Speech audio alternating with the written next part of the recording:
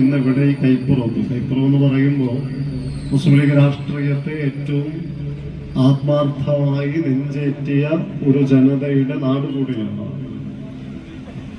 കായികമില്ലത്ത് മുഹമ്മദ് ഇസ്മായിൽ സാഹിബ് പതാക ഉയർത്തിയ പുതുനഗരത്ത് നിന്ന് ആരംഭിച്ച് ലീഗിനെ നെഞ്ചോളം ഇങ്ങനെ സ്നേഹിച്ചെടുത്ത ഒരു നാട്ടിൽ ആ ജാഥ സമാപിക്കുകയും ചെയ്യുക എന്ന് പറയുമ്പോൾ അതിലേറെ സന്തോഷകരമായ ഒരു അനുഭവമുണ്ട്. അതിജീവനത്തിന്റെ 7ാം പതിറ്റാണ്ടെന്ന പ്രമേയമാണ് മുസ്ലിം ലീഗ് അതിന്റെ ഈ സമ്മേളനത്തിൽ പറയുന്നത്. അതിജീവനത്തിന് വേണ്ടി പൊരുതുന്ന ഗസയിലെ സഹോദരങ്ങളെ സ്മരിച്ചുകൊണ്ടാണ് ഫിറോസ് പ്രസംഗം ആരംഭിച്ചത്. പലപ്പോഴും നമുക്ക് പത്രങ്ങളിലെ ചില പേജുകൾ, യൂട്യൂബിലെയും നവമാധ്യമങ്ങളിലെയും ചില വീഡിയോസ് ഒക്കെ കാണാൻ വല്ലാത്ത വിധം വൈഷമ്യം അനുഭവപ്പെടുന്ന ഒരു കാലമാണ്. കഴിഞ്ഞ ദിവസം ഇങ്ങനെ മുറിവേറ്റ് മുഖത്തു നിന്ന് കട്ട പിടിച്ച രക്തവുമായി കെഞ്ചുന്ന ഒരു കുട്ടിയുടെ വീഡിയോ കണ്ടിരുന്നു. എല്ലാ ദിവസവും ഞാനും നിങ്ങളൊക്കെ വായിക്കുന്ന ഒരു പത്രമാണ് ചന്ദ്രിക. ഒരുപക്ഷെ മലയാള ദിനപത്രങ്ങളിൽ ഏറ്റവും ലളിതമായി ഭാഷ കൈകാര്യം ചെയ്യുകയും സാധാരണക്കാരന് മനസ്സിലാക്കും വിധത്തിൽ സംവദിക്കുകയും ചെയ്യുന്ന പ്രമുഖ എഴുത്തുകാരുടെ ബാലകളരി കൂടിയായിരുന്നു ചന്ദ്രിക. പക്ഷെ ചന്ദ്രികയിൽ ഇപ്പോ അശേഷം വായിക്കാൻ കഴിയാത്ത വിധമാണ് ഗസയിൽ നിന്ന് വരുന്ന ഓരോ ദിവസത്തെ വാർത്തകളും. വിദേശകാര്യ വാർത്തകൾ ഏറ്റവും സമർത്ഥമായി കൈകാര്യം ചെയ്യുന്ന ചന്ദ്രിക വായിച്ചാൽ നമുക്ക് മുഴുമിപ്പിക്കാൻ കഴിയാത്ത വിധമുള്ള ഒരു ഫീലിംഗ് ആണ്. ഉള്ളിൽ ഇങ്ങനെ വല്ലാത്ത വിധം നെഞ്ചുപിടയുന്ന വാർത്തകളാണ്. ലീലാവതി ടീച്ചർ കഴിഞ്ഞ ദിവസം ഒരു പരാമർശം നടത്തിയത് വലിയ വിവാദമാക്കാൻ ശ്രമിച്ചു ചില ആളുകൾ. 100 വയസ്സിനരികിലെത്തിയ ഒരുപാട് ഓണമുണ്ട ആ അമ്മ, എഴുത്തുകാരിയായ അധ്യാപികയായ കേരളം മാനിക്കുന്ന ആ മാതാവ് പറഞ്ഞത്, ഇങ്ങനെ ഗസയിലെ ഈ കുട്ടികൾ അവരനുഭവിക്കുന്ന ഈ പ്രയാസങ്ങളൊക്കെ കാണുമ്പോൾ എനിക്ക് എന്താ ആഘോഷമെന്നാണ്. കുട്ടികൾക്ക് ദേശമില്ല, ഭാഷയില്ല, രാഷ്ട്രീയമില്ല, ജാതിയില്ല, മതമില്ല, ഒന്നുമില്ല. ആ കുഞ്ഞുങ്ങളാണ് ഇങ്ങനെ ക്യൂ നിൽക്കുമ്പോൾ അന്നത്തിന് വേണ്ടി നമ്മൾ ആലോചിക്കണം. നമ്മുടെ മക്കൾ ഒരു കാലത്തും ഒരുത്തന്റെ മുൻപിലും അന്നത്തിനു വേണ്ടി കൈനീട്ടാൻ ഇടവരരുതെന്ന് ആഗ്രഹിക്കുന്നവരാണ് നമ്മളെല്ലാവരും. നമ്മുടെ കുഞ്ഞുങ്ങൾ ആഘോഷങ്ങളിലെല്ലാത്തപ്പോഴും നല്ല വേഷം ധരിക്കണമെന്ന് ആഗ്രഹിക്കുന്നവരാണ് നമ്മളെപ്പോഴും. നമ്മുടെ കുട്ടികള് സ്കൂളുകളിൽ പഠിക്കാൻ പോകണമെന്നും പഠിക്കണമെന്നും നല്ല ജോലി സമ്പാദിച്ച് ജീവിക്കണമെന്നും ആഗ്രഹിക്കുന്നവരാണ് ഓരോ രക്ഷിതാവും.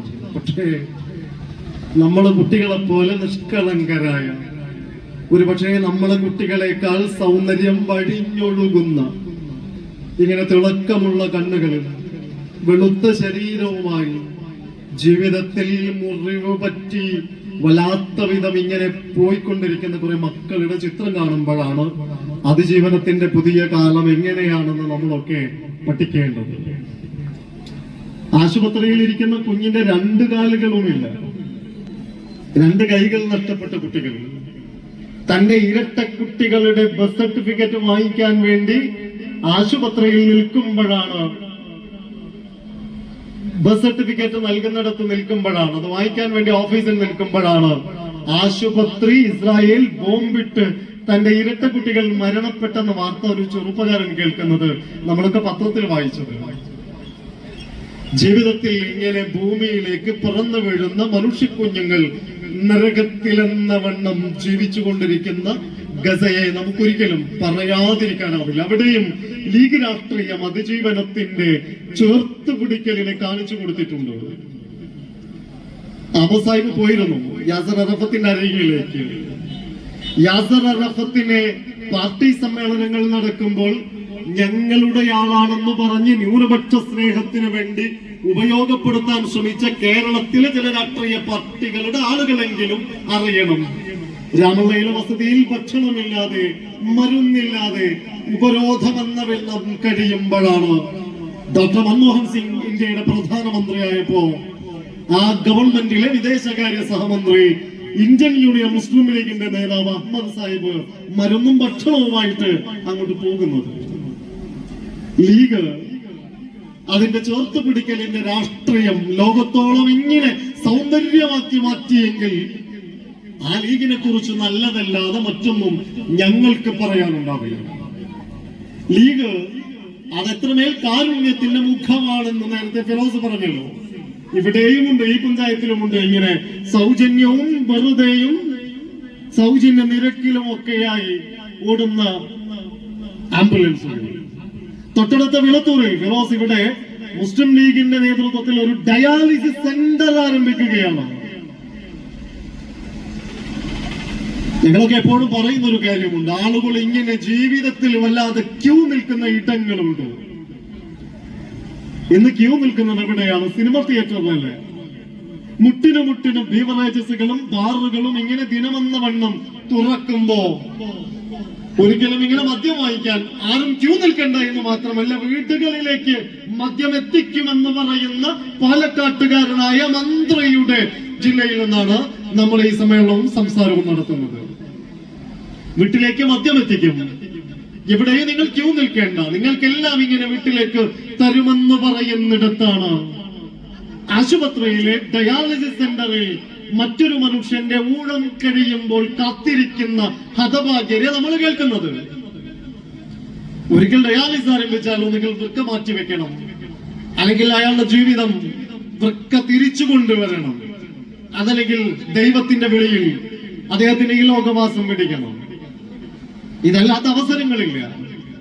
അങ്ങനെയുള്ള മനുഷ്യൻ മറ്റൊരാളുടെ വൃക്ക മാറ്റിവെക്കുവാനോ അയാളുടെ ജീവിതം കഴിയുന്ന ഒരു ഘട്ടം എത്തിയിട്ട് തനിക്ക് ഡയാലിസിസിന് വേണ്ടി അവസരം കാത്തു നിൽക്കേണ്ടി വരുന്ന വല്ലാത്തൊരു ദുര്യോഗം. നമ്മുടെ പഞ്ചായത്തിൽ തന്നെ എത്ര വൃക്ക മാറ്റിവെക്കേണ്ട ആളുകളുണ്ട്, മാറ്റിവെച്ച ആളുകളുണ്ട്, ഡയാലിസിസ് ചെയ്യുന്ന ആളുകളുണ്ട്.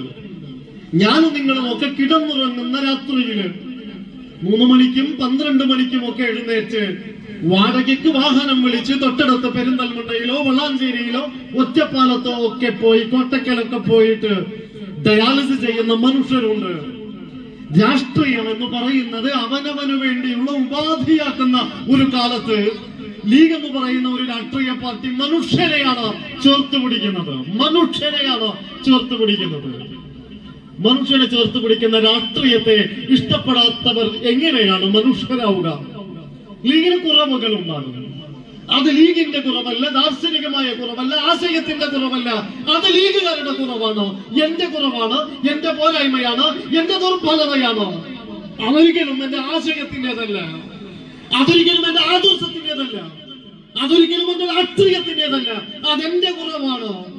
ഞാൻ ചിരിക്കുന്നില്ലെങ്കിൽ അത് ലീഗ് ചിരിക്കുന്നില്ല എന്ന് നിങ്ങൾ പറയരുത്. ഞാൻ മോശക്കാരനാണെങ്കിൽ എന്റെ പാർട്ടി മോശമാണെന്ന് പറയരുത്. എന്റെ പാർട്ടി മഹാനായ കായികമില്ലത്ത് ഒരു ജനതയെ ഇങ്ങനെ ചേർത്ത് പിടിച്ചത് ഇന്ത്യയില് പ്രകാശം കെട്ട ഒരു കാലത്താണ്, വിളക്കില്ലാത്തൊരു കാലത്താണ്, വെളിച്ചമില്ലാത്തൊരു കാലത്താണ്. ഒരു ചൂട്ടെന്ന വെള്ളം ഇരുട്ടിൽ ഇങ്ങനെ ഒരു മനുഷ്യൻ ആഞ്ഞാഞ്ഞു വീശിയാണ് ഈ തീപ്പൊരിയെ കനലാക്കി കത്തിച്ചെടുത്തത്. ഇങ്ങനെ വല്ലാത്ത വിധം ചൂട്ട് വീശിയിട്ടാണ് ഊതിക്കെടുത്താൻ പലരും ഉണ്ടായപ്പോഴും തളർന്നു പോയില്ല ആ മനുഷ്യൻ. സമ്പാദ്യം മുഴുവൻ ഒരു സമുദായത്തിന് വേണ്ടി ചെലവഴിച്ച് ഫക്കീറായപ്പോഴും തളർന്നു പോയില്ല. തുകൽ വ്യാപാരിയായിരുന്ന വലിയ ബിസിനസ്സുകാരനായ ഒരു മനുഷ്യൻ. ഒരു കാലത്തും ഒരിക്കലും തനിക്കൊന്നും വേണ്ട എന്ന് പറഞ്ഞൊരു മനുഷ്യന്റെ രാഷ്ട്രീയമാണ് ലീഗിന്റെ രാഷ്ട്രീയം. തന്റെ വീട്ടിലേക്ക് വരുന്ന അതിഥികൾക്ക് ഇരിക്കുവാൻ ഒരു കസേര പോലും കൊടുക്കാനില്ലാത്ത വിധം ഫക്കീറായ മനുഷ്യനുണ്ടാക്കിയ പാർട്ടിയാണ് ഇന്ത്യൻ യൂണിയൻ മുസ്ലിം ലീഗ്. നിങ്ങൾ എന്താണ് എന്റെ രാജ്യത്തിന് തരിക എന്ന് ചോദിച്ച നെഹ്റുവിനോട് യുദ്ധവേളയിൽ ഞാൻ എന്റെ രാജ്യത്തിന് എന്റെ കയ്യിലില്ല, MP ആയ എന്റെ ശമ്പളം രാജ്യത്തിന്റെ യുദ്ധഫണ്ടിലേക്ക്, ഒപ്പം ഡൽഹിയിൽ നടന്ന ചടങ്ങിൽ എന്റെ മകൻ റിയാൻ ഖാനെ രാജ്യത്തിന് വേണ്ടി പുത്ര ദാനം ചെയ്ത മനുഷ്യന്റെ പേരാണ് കായികമില്ലത്ത്. ആ കായികമില്ലത്ത് ഉണ്ടാക്കിയ പാർട്ടിയാണ് മുസ്ലിം ലീഗ്. ആ കായികമില്ലത്ത് ഉണ്ടാക്കിയ പാർട്ടിയാണ് ഇന്ന് കേരളത്തിലെ മനുഷ്യരെ ചേർത്ത് പിടിക്കുന്നത്. അങ്ങനെ ചേർത്ത് പിടിക്കുന്ന ഒരു രാഷ്ട്രീയത്തെ, കരുതലിന്റെ രാഷ്ട്രീയത്തെ, സ്നേഹത്തിന്റെ രാഷ്ട്രീയത്തെ, അതിജീവനത്തിന്റെ രാഷ്ട്രീയത്തെയാണ് മുസ്ലിം ലീഗ് ഒരു സമൂഹത്തിന് പരിചയപ്പെടുത്തി കൊടുക്കുന്നത്. മുസ്ലിം ലീഗ് ഒരു തലമുറക്ക് കാണിച്ചു കൊടുത്തത് പുതിയ കാലത്തിന്റെ ദുർബലതകളെ പുതിയ കാലത്തിന്റെ അസ്തിത്വ പ്രശ്നങ്ങളെ, പുതിയ കാലത്തിന്റെ വെല്ലുവിളികളെ അതിജീവിക്കുവാൻ ഒരു സമൂഹത്തെ, ഒരു സമുദായത്തെ, ന്യൂനപക്ഷങ്ങളെ, ദളിതുകളെ, ഇല്ലാത്തവരെ പാകപ്പെടുത്തുവാനുള്ള ശ്രമങ്ങളാണ് മുസ്ലിം ലീഗ് പാർട്ടി ഇവിടെ സ്വീകരിച്ചു വരുന്നത്. ഉയർത്തിപ്പിടിച്ചുകൊണ്ട് പാലക്കാട് ജില്ലാ മുസ്ലിം ലീഗിന്റെ അധ്യക്ഷൻ പാലക്കാട് മംഗലം നേതൃത്വം നൽകുന്ന വാഹന വിളംബര ജാഥയുമ ഈ വഴിപാതയിലൂടെ അനവധി നിരവധി സ്വീകരണങ്ങൾ ഏറ്റുവാങ്ങിക്കൊണ്ട് കടന്നു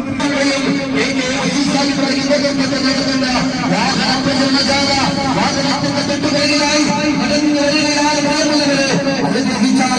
ആശീർവദിച്ചാലും അതിനോട് ഈ മാസം 12-ാം തീയതി പാലക്കാട് ജില്ലയിലെ അതിർത്തി പ്രദേശമായ മഹാനായ കായികത്തെ മുഹമ്മദ് ഇസ്മായിൽ സാഹിബിന്റെ ആദസ്പർശം കൊണ്ട് അനുഗ്രഹീതമായ പാലക്കാട് കുടുംബകരത്തിൽ നിന്നും പ്രയാണം ആരംഭിച്ച് പാലക്കാടിന്റെ പട്ടണത്തിനോട് പാലക്കാടിന്റെ ഗ്രാമഗ്രാമാന്തരങ്ങളിൽ ആഘോഷജലമായ സ്വീകരണങ്ങൾ ഏറ്റുവാങ്ങിക്കൊണ്ട് വാഹനത്തിന്റെ തൊട്ടുപിറകിലായി കടന്നു വരികയാണ്. പ്രിയമുള്ളവരെ, അനുഗ്രഹിച്ചാലും ആശീർവദിച്ചാലും 1948 മാർച്ച് മാസം 10-ാം തീയതി മദ്രാസിന്റെ രാജാജി ഹാളിൽ മഹാനായ മുഹമ്മദ് ഇസ്മായിൽ സാഹിബ് ജന്മം നൽകി, ജീവൻ നൽകി, ബീജാഭാവം നൽകിയ ഒരു രാഷ്ട്രീയ പ്രസ്ഥാനത്തിന്റെ പേര് ഇന്ത്യൻ യൂണിയൻ മുസ്ലിം ലീഗ്. ആ ഇന്ത്യൻ യൂണിയൻ മുസ്ലിം ലീഗിന്റെ പാലക്കാട് ജില്ലാ സമ്മേളനത്തിന്റെ പ്രോജനമായ ജാഥ കടന്നു വരികയാണ്. പ്രിയമുള്ളവരെ, അനുഗ്രഹിച്ചാലും ആശീർവദിച്ചാലും അനുമോദനങ്ങളവരാഗ്രഹം വേഗമായി പങ്കെടുപ്പിച്ചാലും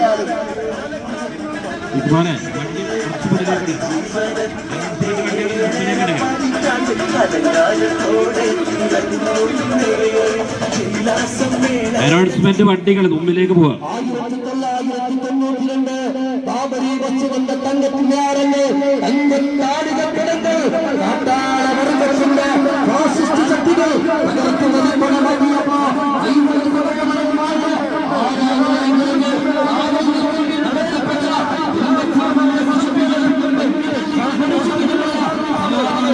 അനൗൺസ്മെന്റ് വണ്ടികള് മുന്നിലേക്ക് പോവുക.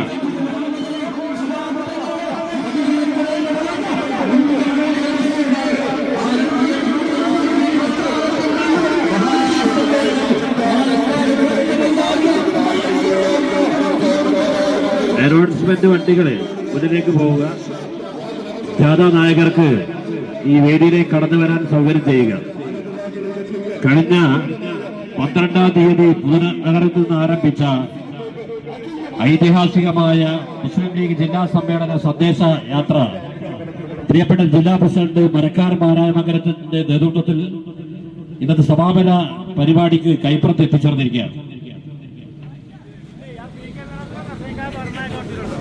ആൾക്കാരൊക്കെ വന്നിട്ട്